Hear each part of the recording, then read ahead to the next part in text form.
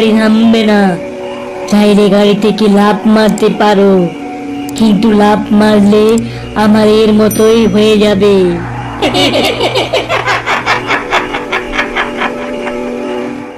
কিন্তু যদি আমি ভূত হয়ে থাকি, তাহলে এ গাড়ি আমি থামিয়েই ছাড়বো। তোদের ক্ষমতা থাকলে আমাকে আটকে দেখা।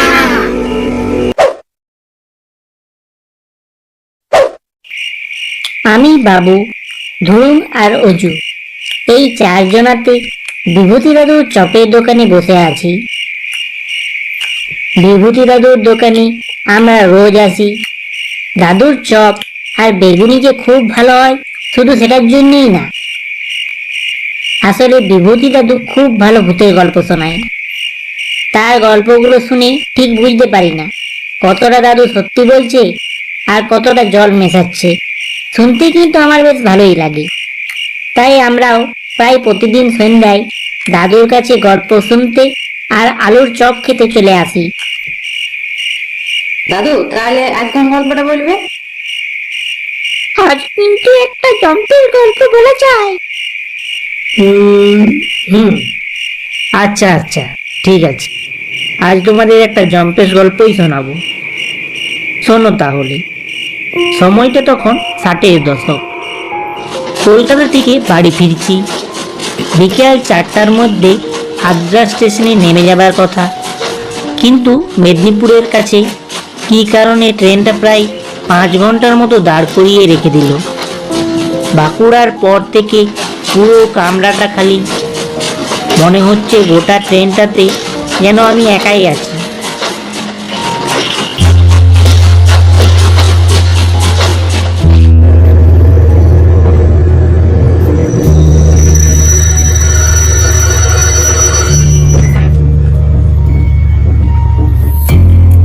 আদ্রা স্টেশনে যখন নামলাম তখন প্রায় রাত 10টা বেজে গেছে। দেখলাম ট্রেন থেকে আমি ছাড়া একটা বুড়ো লোকই মাত্র নামলো। এত রাত হয়ে যাবে বুঝতেও পারিনি, সাথে কোনো টর্চ পর্যন্ত আনা হয়নি। অগত্যা অন্ধকারেই হেঁটে যেতে হবে। স্টেশন থেকে যেই বার হতে যাচ্ছি অমনি পেছন থেকে ডেকে বলল, এই যে শুনছ? আমি পেছন ফিরে তাকালাম। বুড়ো লোকটাই এগিয়ে এসে বলল, কোথায় বাড়ি তোমার? কোন দিকে যাবে? আমি লোকটার পা থেকে মাথা পর্যন্ত চোখ বুলিয়ে বললাম, চোর পাহাড়ি। কিন্তু কেন? আপনি কোথায় যাবেন? আরে আমি যাব বিলতড়া, ওখানে আমার মেয়ের বাড়ি। ভেবেছিলাম বিকাল বিকাল ট্রেনে আদ্রা পৌঁছে গেলে সন্ধ্যার আগে মেয়ের বাড়ি পৌঁছে যাব, কিন্তু কপালের ফের। বিলতোড়া? ওটা তো আমাদের পাশের গ্রাম। ওখানে কাদের বাড়ি যাবেন? আপনার জামাইয়ের নাম কি? তুমি কি চিনবে? জামাইয়ের নাম অমল মুখার্জি। আরে অমলদা? অমলদাকে চিনবো না কেন? অমলদার বউ ভাতের পেট ভরে মাংস আর মিষ্টি খেয়ে এসেছি। তা আপনাকে কেউ নিতে আসেনি? না না, আমার আগে থেকে কোনো ঠিক ছিল না। হঠাৎই মেয়েকে দেখতে মন চাইলো, তাই বেরিয়ে পড়লাম। কোনো খবর দিয়ে আসা হয়নি। 2 মাস হাতে হেঁটে চলে যাব। তা আপনি এতটা পথ হাঁটতে পারবেন? পারবো না? বলো কি হে জোকরা, বুড়ো হতে পারি কিন্তু আমার হাঁটুতে জওয়ানদের থেকেও বেশি জোর আছে। আমরা দুজনে হাঁটতে শুরু করলাম। কিছু দূর এসেছি, বুড়ো জিজ্ঞেস করলো, তোমাকে একটা কথা জিজ্ঞেস করব। কি কথা বলুন? তোমার ভয় ভয় করছে না তো?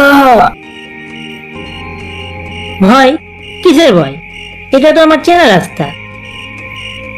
না, মানে যতই চেনা রাস্তা হোক, মানে ভূতের ভয়। হুঁ, আমি ওসব ভূত ফুত বিশ্বাস করি না। আমার ওসব ভূতে ভূতে ভয় ডর নাই। ভূত বলে আবার কিছু হয় নাকি? হয় হয়, কিন্তু ভূতে ভয় না করাই ভালো। ঠিক আছে, চলো তাড়াতাড়ি ফিরতে হবে, না হলে আবার বাড়ির সবাই খাওয়া দাওয়া করে শুয়ে পড়বে। জোরে পা চালাও। এবার বুড়ো জোরে জোরে হাঁটতে শুরু করলো। আমি তো ভেবেছিলাম বুড়ো আমার সাথে হাঁটতে পারবে না, কিন্তু এখন দেখছি আমি বুড়োর সাথে পাল্লা দিতে পারছি না। এইভাবে কতটা গেছি বলতে পারবো না। তখন পেছন থেকে একটা জোরালো মোটরের আলো এসে পড়লো। আমরা দুজনেই রাস্তা ছেড়ে দাঁড়ালাম। গাড়িটাকে হাত দেখাও না একটু, যদি আমাদের একটু আগে পর্যন্ত এগিয়ে দেয়। দাঁড়াবে বলে মনে হয় না, দিনকাল খারাপ তো, কার মনে কি আছে। বলতে না বলতে গাড়িটা আমাদের সামনে ব্রেক কষে দাঁড়িয়ে পড়লো।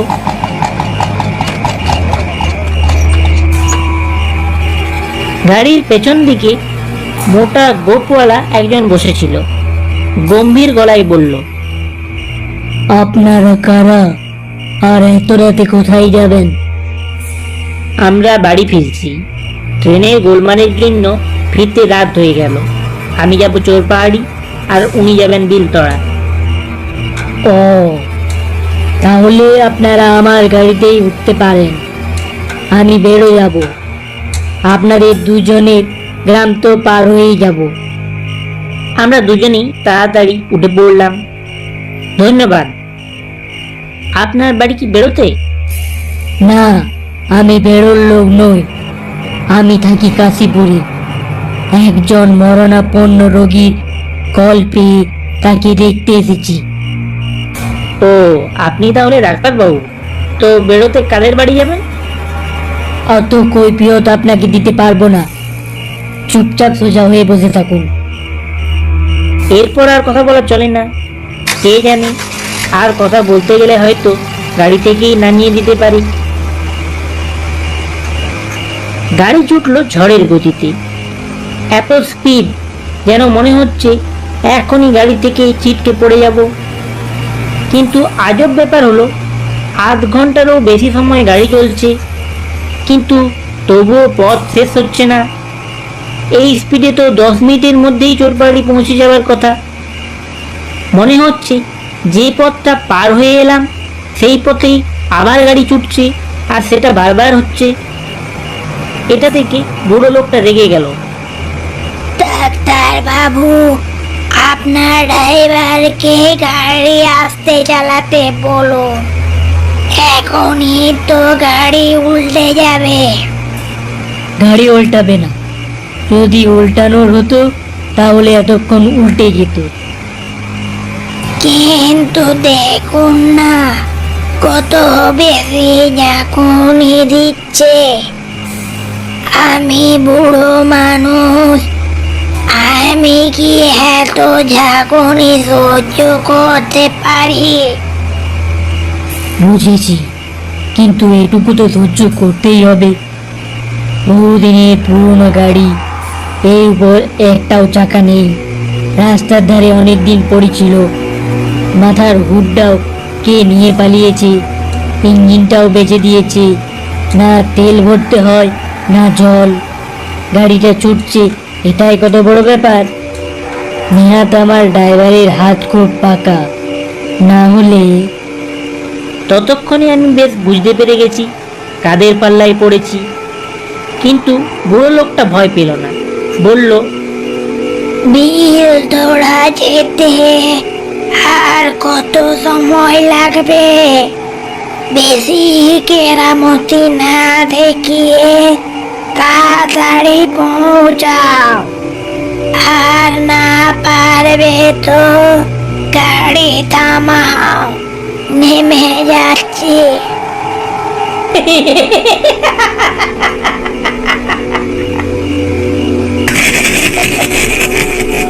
বুড়োর কথা শুনে ডাক্তার আর ড্রাইভার একসাথে হেসে উঠল।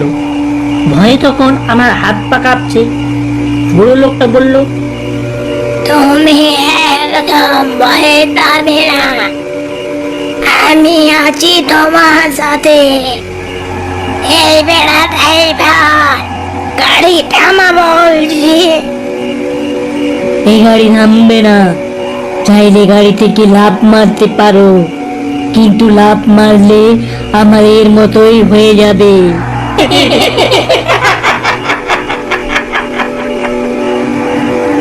দেখি ড্রাইভার আর ডাক্তার দুজনেই নেই, তার জায়গায় দুটো কঙ্কাল। বুড়ো রেগে বলল, তোরা কি ভেবেছিস তোরাই বাহাদুর? আজকে দুপুরে আমিও হাত ফেল করে মারা গেছি। ভেবেছিলাম মানুষ সেজে একবার মেয়েটাকে দেখে আসবো। এখন আর সেটা করতে যাওয়া ঠিক হবে না। কিন্তু যদি আমি ভূত হয়ে থাকি, তাহলে এ গাড়ি আমি থামিয়ে ছাড়বো। তোদের ক্ষমতা থাকলে আমাকে আটকে দেখা। এই বলেই বুড়ো হাত দুটো বড় করতে শুরু করলো। হাত দুটো গিয়ে ধরলো রাস্তার দুপাশে দুটো গাছকে, আর সাথে সাথে গাড়ি ঝটকা দিয়ে থেমে গেল। বুড়ো বলল, এই যে ছোকরা, তাড়াতাড়ি নেমে পড়ো। এই গাড়িকে আমি বেশি সময় আটকে রাখতে পারবো না। নতুন ভূত হয়েছি তো, তাই পুরনো ভূতগুলোর সাথে বেশি সময় পেরে উঠবো না। তাড়াতাড়ি নেমে পড়ো। আমি নেমে পড়তেই বুড়োটা গাছ দুটোকে ছেড়ে দিল, আর গাড়ি ঝড়ের গতিতে বেরিয়ে গেল। কেবল দূর থেকে একটা কথাই ভেসে এলো, শোনো, আমার মৃত্যুর খবরটা মেয়ের বাড়িতে একটু জানিয়ে দিও। তারপর কি হলো? তারপর আবার কি হবে, বাড়ি চলে এলাম। আর পরের দিন অমলদাকে শ্বশুর মরার খবরটা জানিয়ে দিই। তুমি কিন্তু এইটা একটা গোল দিয়ে দিলে। দেখ, বিশ্বাস করতে মন চাইলে কর, না মন চাইলে করিস না, আমার কি যাবে। ছেড়ে দে, সত্যি হোক বা মিথ্যা আমাদের কি যায় আসে। কালকে আর একটা নতুন গল্প শুনবো। দাদু, তাহলে আজকে আসছি।